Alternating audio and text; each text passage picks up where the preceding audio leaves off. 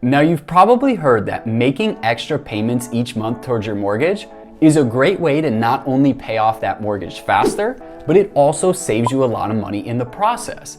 But have you ever stopped to actually think about how this works? How much money you could be saving and why it happens? Well, if you have, you're in luck, because I'm gonna walk you through a scenario step by step and show you how making those extra payments towards principal each month actually affects the life of your loan. So how much you're gonna save by doing this, as well as how quickly you can pay off your existing mortgage, is gonna depend on three variables. The first is gonna be the remaining loan amount, or if you're gonna do this from the start, that would be the beginning loan amount. The second is gonna be your interest rate.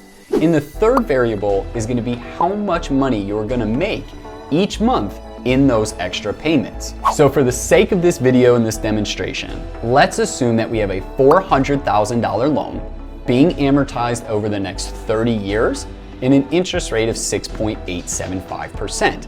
So this scenario, we're gonna pretend that we're gonna start making extra payments from payment number 1 on this mortgage.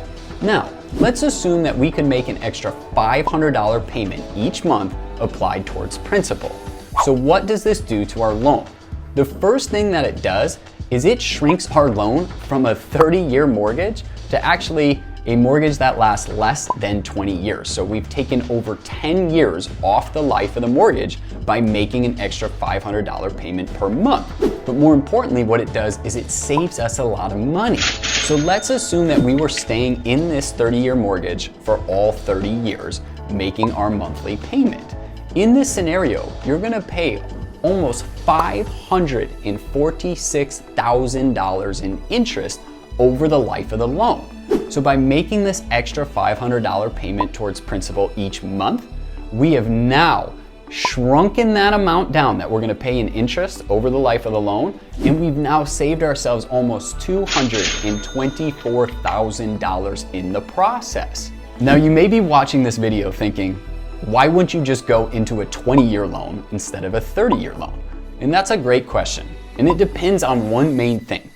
Are you comfortable with that higher monthly payment amount over the life of the entire loan? Because remember, when we do this on a 30-year loan, this is optional. So let's say that at one point in our life, we have extra funds to make these extra payments towards principal, and down the road, maybe things change and that original mortgage payment is really the maximum amount of money that we have available to make each month.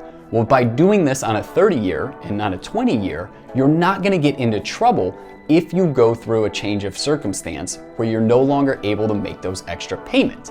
However, though, one of the benefits of a 20-year mortgage versus a 30-year mortgage is that you're gonna be able to get a better interest rate. So interest rate will be better on a 20-year versus a 30-year. However, on that 20-year, you have to make those payments each month, and those payments are gonna be at the higher amount because you've locked in the debt at that higher amount.